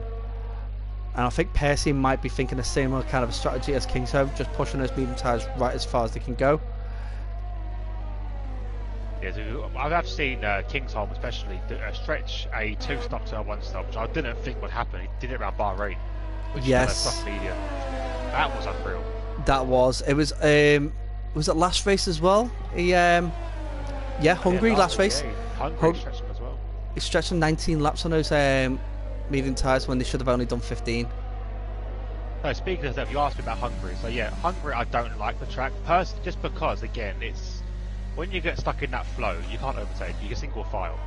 F1 cars need to have the room to overtake, but at least with Hungary, they've got the room to make improvements, to make these changes. Whereas Monaco, obviously, they're kind of limited to what they can do, unless they, like they said, they build into the sea, like they are doing.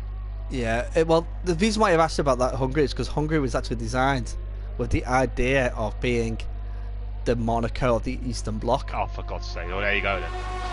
So that's all that's wrong with the track. At least Monaco. Yeah, at least you're consistent on what you like and what you don't like.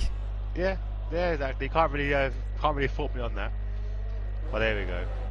Yeah, I would like to see some. I like some different variations in track as well. Like I like as well how Japan, you're going under and over as well. Like you can loop it in a figure of 8. The only figure 8 in the calendar. But Tay has finally got past Percy and retakes the lead. Yeah, so Tay will stop opening up that gap. He'll need to open up a bit of a gap. Past Kingsholm. Yeah. Yeah. So like, if we actually look down and see so we've got, let's say, Kingsholm, Percy, both of them at the moment have not got any penalties so far. I say that so far because Percy's almost catching back up with Paxton even on those tyres. Yeah. But they've got no penalties at the moment, so penalties will make benefit them at the end. Just watching Percy going literally right up the back of Tay through the S section there. Doing very well to hold on to it, but he is starting now to lose grip, which is unsurprising as here has pitted now finally on 15 lap old mediums. So I would assume we put another set of mediums to go to the end. No, softs to the end. 10 laps on the soft. Well, 12 laps on the soft. 12 laps on the softs. That is brave. Yeah, that's 10 laps I'd stretch. 12 is a bit of an arse. I'd say 8 laps is what you're looking at on the soft tyres in these conditions. Yeah, 100%. Can't. I think 10 laps. If you can actually manage your tyres, it's probably a bit too much to ask for some drivers. Yeah. 8 is your window. 8 is your goal. An unpopular opinion from Izzy, but I think they need to add more variety to the F1 calendar. It was nice seeing last year with the new/old tracks because no one knew that was going to happen. What was going to happen? Yes and no. I kind of agree on that and disagree on that. As we see, Percy as is coming in now to pit. I liked the idea of bringing new tracks in. The ones they chose, some of them I was like, what was the MotoGP circuit? You'll probably know, Gaz, more than anyone. Which one? You got Imola, Portimao. I think it was. When we had to have 3 red flags, 2 red flags, because there was no way of collecting the cars. It wasn't Portimao. It was the Tuscany GP. Yes. So yes, that Tuscany GP is brilliant for motorcycle racing because of what it's built for. But for F1, no, that should have been used. And like Izzy just said, they could have brought back Malaysia. Malaysia would have been amazing to have. No. Malaysia's amazing. Right, you say Malaysia's amazing, right? Okay, but that's another hem and tuck circuit. We're getting too much of the same. It's too much of the same. I know, it is very much similar to what he's done before. I'd agree if you go like, oh, get rid of Yas Marina and replace it with Malaysia. Boom, down. I'll be all over that. So Yas Marina is it's so iconic for me because it's the last race of the season. I think it's gonna do that for most people. And it's a night. I think it was one of the first night circuits, other than Bahrain. I think. And Singapore. One of the first. Yeah, and Singapore. I think Singapore was the original. Yeah, Singapore was the original night circuit. So I do like the fact that it's a night circuit. You need more night circuits, I think. I just think there needs to be more variety in tracks. As we see a lot of overtakes now, as Brooksy gets into 8th, and Kingsholm is battling it out, trying to hold on. And does get 10th place. He's chasing down by Mattibot. Or Mattibot did get him, but he had to defend against Freedoms there. So well done defending. He defended 1 place, but couldn't defend against Mattibot. Mattibot's doing absolutely fantastic on these medium tyres. I can't see him going to the end on those tyres. Kingsholm on these soft tyres. He's got 11 laps to do on these soft tyres, so Kingsholm's got the ability to do that.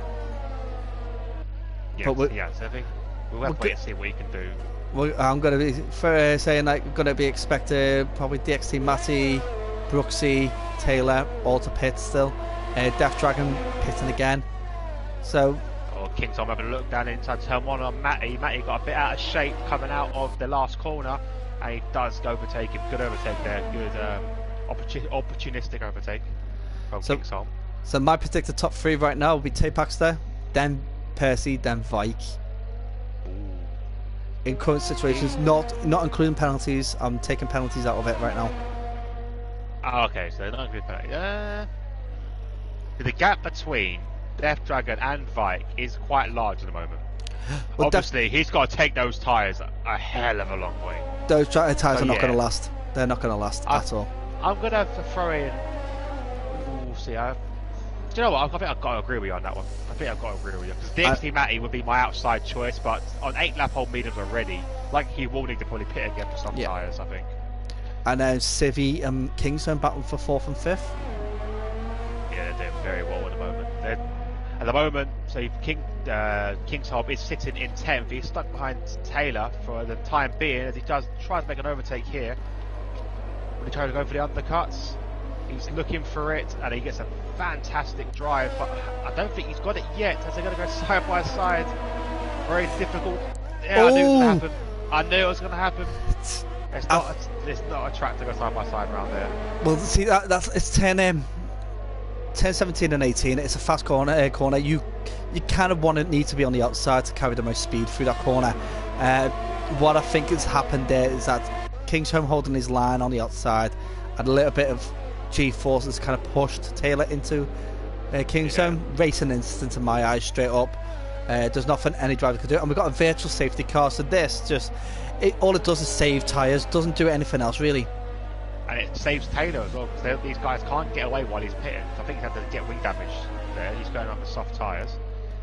Quickly read out some more messages. Con says they need to add Tuscany, but to make it more accessible, as it's a brilliant track. I do agree with it. I like the old school Joe with the ones with the gravel traps. So if you get stuck in that, that's it, game over. I like that. This is why I don't like. This is part of the reason why I don't like France. But we'll go into that again another time. But it is one of those tracks. The problem with the Tuscany is because the drivers don't know how to handle it. When they actually watch the recent video footage, which drivers will watch recent footage of red racetracks to see where the lines are before they even jump in a simulator, they're looking at it from GT cars, from MotoGP circuits racing. So they're not looking at it from a point of view of an F1 car, because an F1 car's line is different from your GT cars. So the mistakes they made was from that, and mid-pack racers decided to give a bit of gap under a safety car, speed up to catch up, and then having to slam on, which caused a big collision after the safety car reset. Nothing to do with the front drivers, it's all the mid-pack drivers misjudging their distances. Yeah, that was poor. That was extremely poor. We can't have that in F1. So that kind of thing, like as you said, the fact they don't know the track makes it more exciting. Yes, but on the other hand, it also makes it that much more dangerous, which is what a big shame is, really. I would love to see a random circuit every year added in last minute, but for the driver's point of view, it's extremely dangerous for them. They don't know the circuit. Anything could happen. Yeah, so we've got the virtual safety cars come back in. I've seen a message from Taylor saying that the pit didn't even change his wing for him. Nope, they didn't. He pitted before and they didn't even change his wing. So he must have put the order when he put the order in on his MFD to change the wing. It might have been a bit too late for them to actually, for it to be set. Yeah, you'll be very careful, because obviously with the drivers you've got to flick, make sure that you'll definitely want your wing changed. You've got to change it from auto to yes. Sometimes it doesn't register the wing. It needs to be changed. And also you've got to listen out for the confirmation as well, because it will tell us we'll make those changes for you over the radio, which is why Izzy should actually listen to the sound. Exactly, definitely listen to the sound. And so Percy has overtaken Vike, as we see a lapped now Taylor getting lapped there. Very careful not to get in the way of the leaders. There you go. So I think your predictions coming true with Tay, Percy and Vike sitting where they're sitting right now. The question is, can Percy catch Tay with 12 seconds he's got with only 8 laps remaining? That there is possible, but then I've also got the whole fact that you could where they hold it, Taylor's actually come back out with a broken wing still. Not again. They haven't. The game. He's got no wing. He's got no wing still. So, has his team ran out of wings? That can't be a thing. There is a thing where the teams do not have a limited amount of wings, especially in career mode. I don't know about online. I can't really comment on that. But my question now: we've got 8 laps to go, and Death Dragon has got 7.4 seconds to catch up with Vike. That could be a battle there right at the end. The Death Dragon on Vike. Are you having a little look into Taylor's? I'm looking at that, because obviously I did catch him coming out of the pits, so I've got to take my thing off charge a minute because it's not working very well. I'm just having a look. Let's just see if I catch it. It'll be interesting to see. I was on board with Death Dragon as Death Dragon overtook him and just seen the damage to the wing. He come out with no wing. So, very strange. Quite bizarre. Again, another glitch probably in the game. Izzy's like, you're wrong if you don't like Malaysia. The only thing I don't like about Malaysia is the fact that it's the same kind of circuit as what we've got with Bahrain, with Circuit of Americas. It is all the same kind of turns.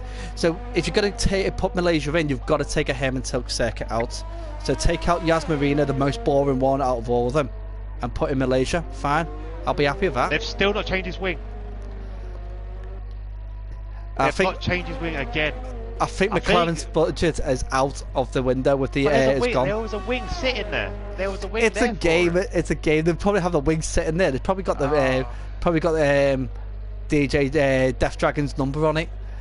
That's just, you're not allowed to put another car's wing on. Well, look what happened with the Mercedes boys last year. They put the wrong tyres on the car. Dirty rumor was that they've done that on purpose, so they can't. People can't really see how good George Russell was. I call it a dirty rumor because there's no facts or proof behind it, but we all know there was a game afoot there. There's a lot of dirty stuff that happens at Mercedes. Look what happened. I still think, right, I listen to probably another unpopular opinion, but I just think it's strange that Rosberg wins the championship the way he did, and then the very next year retires. I am telling you, there was something going on in that garage where they knew, right, look, do you know what, we're going to give you the win, we're going to do this, but to make sure nothing can be researched about it later on, you've got to retire from F1 with one win. And I honestly think that's the case. Well, see I've actually I did a little bit of research into that because I thought it was like he wins the World Championship, and then a couple of days later he announces that he's going to retire. So like it was basically he wins. Yeah. So like I just quickly put in is it just it's a conspiracy, but they did that's a George on purpose. Yeah. Yeah, so basically with the whole Rosberg, he argued with the heads of Mercedes, saying that they favoured Lewis Hamilton. So Lewis Hamilton got the best strategy all the time, best team. So what they did, they swapped the engineers and teams over. So Rosberg had Lewis Hamilton's team, and Lewis Hamilton had Rosberg's team. And Rosberg won. He won the majority of the poles. He won the majority of the races. He won the championship at the end, and then he left because he proved the point. He'd done it. He was half the race of what his dad was, but twice the Mona. Oh yeah, yeah, definitely. And so Con just come in so quickly. He wants to add Hockenheim back into the season, which is another good track. As he said, the Williams have run out of wings. Stunner Williams run out of wings, and then Con come back with he didn't want to endanger his life anymore, as he's just had a kid. Oh! I've just seen someone losing a lot of wing. I think it's Vike. I think he might have connected with someone, but Vike has lost a bit of wing there. Yeah, he has lost a lot of end plate there. And Taylor is gone off. There's no connection on Taylor. Yeah, I think Taylor's quit. I think he should have retired rather than quit, because now look what his car's doing. It's causing issues. So yeah, so see the kid thing. Yeah, okay, yeah, the kid. No, there was so many failures in Hamilton's car that year. It just didn't seem right to me. I don't think it'll ever seem right. I don't think it'll ever be a point where I go, you know what? It was a fair season. I couldn't stand that Rosberg. I've never liked him. Yeah, Izzy confirmed that with Lewis Hamilton had a lot of reliability issues. That's exactly what it was. He DNF'd quite a lot of the races when it was usually the other way around. Oh, so basically my theory has gone out the window because there's damage to Vike's wing. So I'm gutted. But then again, the Death Dragon does deserve a podium because he's had a fantastic race. He does, and you can see now Vike is starting to really suffer with that wing damage. I'm assuming he's going to pit now. Yes, he is. He's coming in quite late, but he's decided to pit for that new wing. Let's see if he can get his wing changed. This is now the crucial thing. Is it a game problem, or is it just for Taylor running out of wings? We'll wait and see. He's going to fall far down the grid now. I assume he'll come out Taylor's behind Kingston. Oh no, he's got his wing. He's got the wing. He's definitely got the wing. And Taylor's car's in the pit. Let's have a look. And no wing. No wing. No wing again? No wing. That must be some sort of glitch. We need to find. They can't have run out of wings. What I'm going to do dead quick, while we've got like a little bit of time before the next battle, I'm just going to jump it into the racing, into the pit stops, Let's have a look. We're going to look at Taylor. So, right, we've. That can't be a thing on this game, surely. I can't believe that is a thing. So, non-humans also come into the pits for a fresh set of soft tyres. Yellow sector 1, I believe that's just the non-human and Scroll coming out together. Well, just DXT Matty all over the back of here, all over the side of Kingsholm right now. The wheel-to-wheel battling through 10, 11. Or good drive, he gets there from the exit. Yes. He won't have the inside because Kingsholm will have it, but then he crucially will have it for the next corner if he can hold it. And then he's on the outside of the fast corner, so that's the preferred line that you want to have. There we go. Brilliant move there from Matty. I think Kingsholm did well to realise that he's lost that position. And yeah. See another car going slowly. Matty Bot going slowly. Has he got damage? I think Matty Bot's got damage as well. We've got 2 laps left to go. We've got Matty got no win. Percy, 3 laps to go. Percy is 3.8 seconds behind Tay Paxton and closing. I don't think he's going to catch up with Tay Paxton, but he's got him in his eyesight. It's what difference would it have been if Percy actually started where we would expect him to start, right near the front? It would massive difference, but crucially, he hasn't got to overtake him. He's just got to get him 1 more second, and he'll have him on penalties. Oh, I didn't even think of the penalties. Oh my goodness. Bike's retired in the pits. I don't really blame him, to be honest. No. We'll have to see what happened with the incident, how come we end up losing all those front wings. And Matty Bot misses the pit entry. I just called that, and he nearly ended his race there, so he got very lucky. Oh god. They're all coming into the pits. Tears in the pits. So Conjure said, I've had 4 wing changes in a race, so I just think it's a glitch. It must be a glitch. Well, I had a look at the racing director, and there was no single McLaren wing changes, so I think it's a glitch. And they've got 2 cars stopped. Yeah, I think they're AI cars, I think. Yeah, the cars have...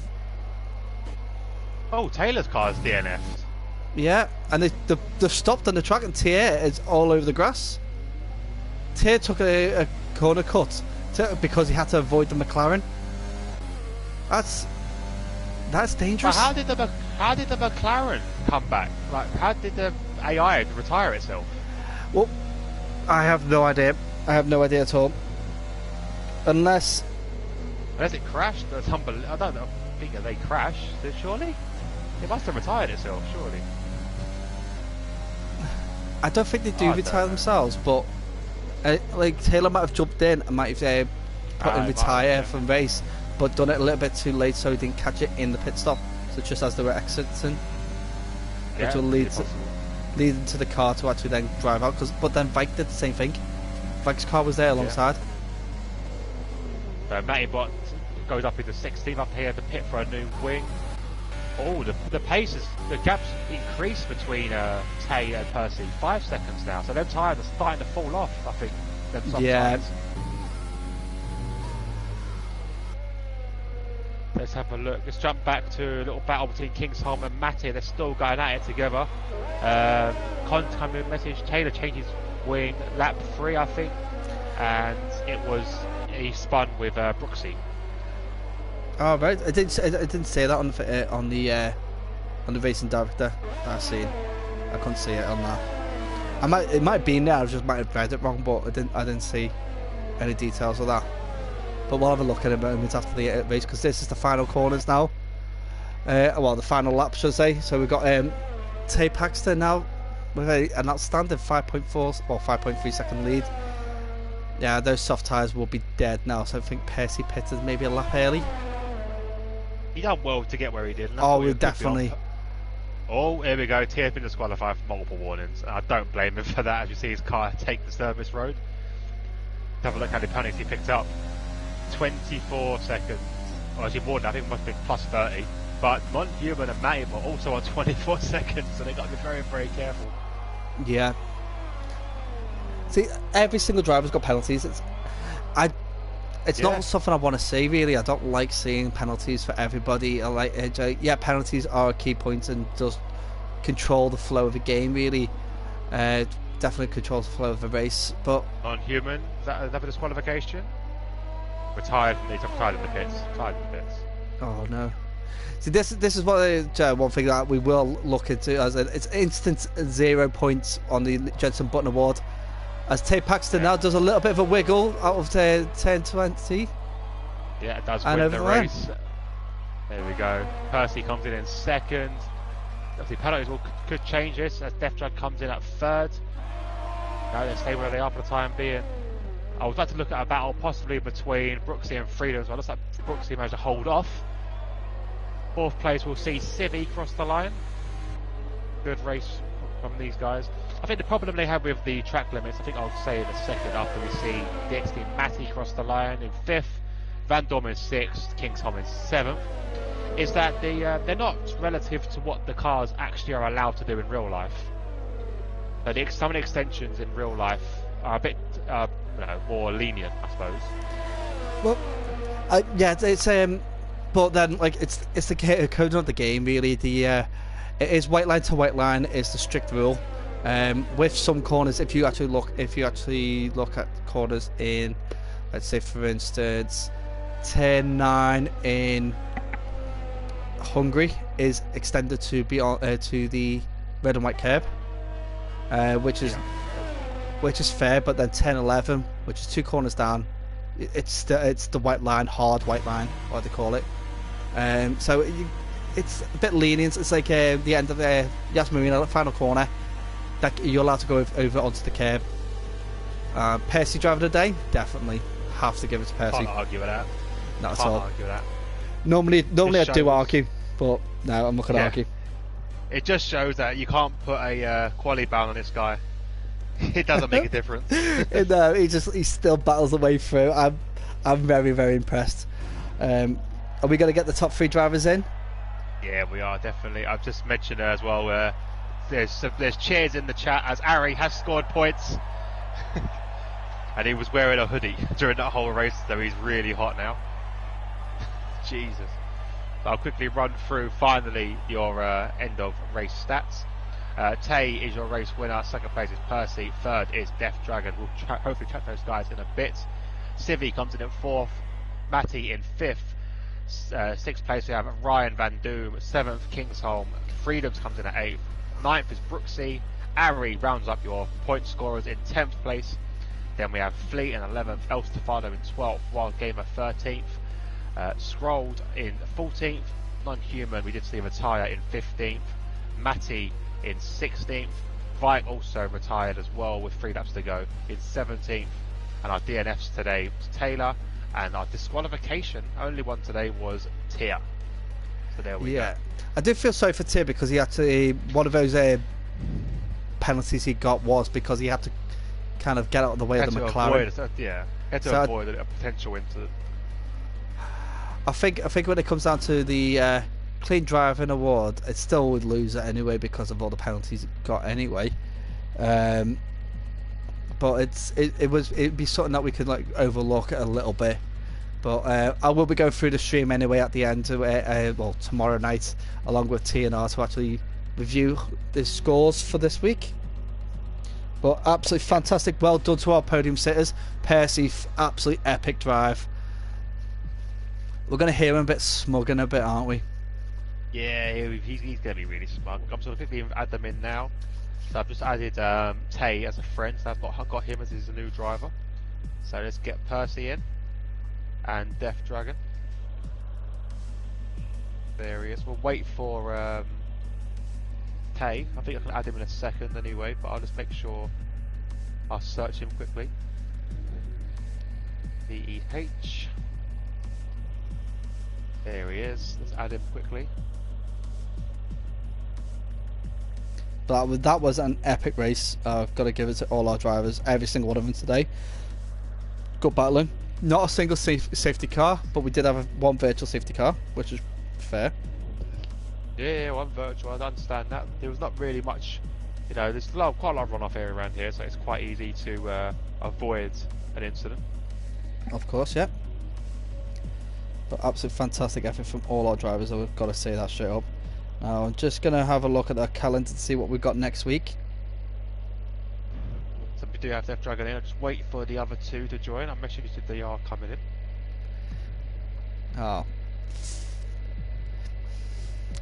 Yeah, Hanoi next week. Yeah, I think. Hanoi. Yeah, I think I'm gonna. I think I might cry if I was had to race that. I'm not a fan of Hanoi.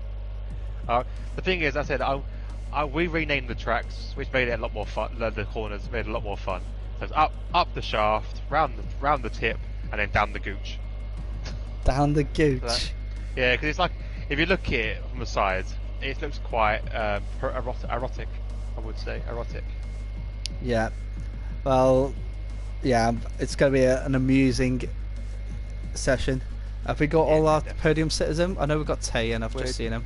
We're just missing Percy. If you start with Percy, you start with these guys, I'll try and get Percy. Yeah, I'll start with Tay. So Tay, first race in the USA, how do you feel about that? Hello guys. Yeah, right. Oh yeah, I'm very happy, of course. I didn't expect it to be this, how should I say it, is easy or relaxing. It was more of a relaxing drive, yeah. Well, you did like make a lead up and just kind of comfortably stayed in it like most of the race. But before we go on to the questions, I do have to apologise for insulting you by calling you American. It's just that you was racing in an American league, so I do apologise. But yeah, so no worries. Right, obviously, we never got to see a battle between you and Percy, which is at the moment one of our quicker drivers, which we really can't wait to see that happen. But so you feel like it was quite an easy race. Any problems at all? How was your tyres? My tires were good. I would say I don't know if you guys saw, but I spun at the end in the last 5 laps. No, we didn't. I don't know how we missed that, to be honest. But we was more focused about our battles in the mid pack because you were like so far ahead. Yeah, I think I lost about 8 seconds or so, and then I got a second penalty. So for me, it was quite tense at the end. So yeah, happy to finish first. Yeah, because I just assumed Percy caught you up. That's what I assumed, but obviously not. Yeah, the gap was, I think, 12 seconds or so, and I spun and I lost 8 seconds or something like that. Because we mentioned that he was 11 seconds behind you, and was like, and then all of a sudden it was like the last couple of laps, he was like 3 seconds behind you, so close to taking you with the penalties coming in. But then you just opened up the gap again, which was fantastic. Yeah, I think, I don't know why. Did he do medium softs? I think so, yeah. I think he said, yeah, I think he did. He did an outstanding stint on the medium tyres and then pushed the softs a little bit longer than what you would expect. So yeah, I knew. Yeah, I just knew I would have an advantage on the hard, so it was okay. Any questions for you, Herbo? No, I'd say it was a fantastic. You say from qualifying, you had a fantastic pace around here. So, would you have, knowing you had the pace? Obviously, you were quite far ahead of the next car. Would going back, would you go onto the mediums instead and qualify on those, or would you stick with the strategy of doing the soft tyres? Yes, definitely mediums. Definitely, yes. That's the good question. To be honest, I think this was my best qualifying result ever. So the best lap I ever did, I think. So yeah. Maybe lucky, I don't know. I would say it was luck because you were actually quite consistently good throughout all three of the Q1, Q2, Q3. Yeah, I know, but I was a few tenths behind after my second lap, so I was a bit worried. I wouldn't take pole, but happy in the end I managed to get pole. Yeah. Absolutely fantastic race today from yourself. What we're going to do is jump over to Percy now. So, Percy, how are you? Pretty well, how are you? We're all good, we're good. I've just got to say, what a drive. How do you feel about that? I'm pretty pleased, to be fair, pretty pleased. What, just pretty pleased? I was like, you started at the back and you were only 3 seconds behind first at the end. It was an absolutely outstanding drive. I would be ecstatic if that was me. Yeah, I'm pretty happy. Yeah, just annoyed I got that qualifying ban in the last race because I thought I had the pace to be up there today. But yeah, still good points for the championship. Absolutely. So, what was your plan at the beginning when you started that race, knowing that you were starting at the back? What was you thinking about? Just be cautious, pick everyone off one by one. Don't make any rash moves or decisions, and just see how it goes. Really, yeah. So, as we was watching, we could see you just moving up the pack quite nicely. Like, after the 3 laps, you're up into the points already. So, absolutely fantastic start. Your tyre strategy though was very brave. How was the tyres at the end of each stint? The mediums were fine. I probably could have gone a bit longer on the mediums. The softs, they were completely fried at the end. Yeah, because we did comment that you did pit like 1 or 2 laps early to go to the softs for the softs to be very effective. But then you've also got to think, like, do you reckon you would have caught up any more if you actually pitted there a little bit later? Probably not, no. Are you? Last question for you, Percy. Are you looking forward to next week, because you won't have a qualifying ban, and we actually might see a battle between you and Tay Paxter? What track is it next week? It's Hanoi. Nope. Alright, no worries. Have we got Death Dragon in? Yeah, we've got Death Dragon in. Yeah, Death Dragon, fantastic effort from you today. Absolutely brilliant drive. How do you feel it went? The pace was definitely there. I had a great drive. In my opinion, it's just unfortunate of those penalties, because I really think I could have been up there. Well, you actually did fantastic. We seen the part I seen was when you were all over the back of Vike, and then he collected some damage. I'm not too sure what happened. Did you see what happened with the Vike damage at the turn 5? I think the back market of my teammate, I think he left or something, so the AI was blocking him a bit, and all of a sudden I saw him off track. Ah, okay, so collision with the back marker, no problem. I think so. Also took me almost out, so... typical AI. Yeah. And then, yeah, and the first couple of laps also got a little bit held up by my teammate, but still managed to pull away on those mediums, actually. Right, I seen a comment that you put on the chat. Now I didn't get to mention it, but you said that your time was quicker than your time trial. Was that your Q3 time? My Q3 time is faster than my time trial. That's brilliant. So probably after this, I'll go try my time trial a couple of times. Oh, brilliant. So are you looking for next week, Hanoi? For some reason, I actually am. I had a race yesterday there, and I won it, and I had a great pace, so I'm feeling confident, actually. Oh, nice. I think you should have kept that quiet from the other 2 drivers now, because they're going to be watching you carefully. Yeah, probably. Absolutely fantastic. Any questions from Hobo? Actually, I was going to... Yeah, I don't know if you was aware, did you... I think the reason why your teammate got in the way is that he had a broken wing, and every time he went to pit, he went into the pits, and nothing happened. They wouldn't put a wing on his car. So I think your team ran out of wings. So luckily you didn't lose a wing, because I think you'd have been screwed. But yeah, that's why it kind of went wrong for him. Yeah, it was quite funny watching him go in and out of the pit lane and not come out of anything different. Yeah, every lap I saw at the top of my screen teammate in the pits. I really didn't know why, but I was alright. If he just doesn't block me, I'm fine with it. Yeah, so that's the reason why anyway, so in case you're wondering.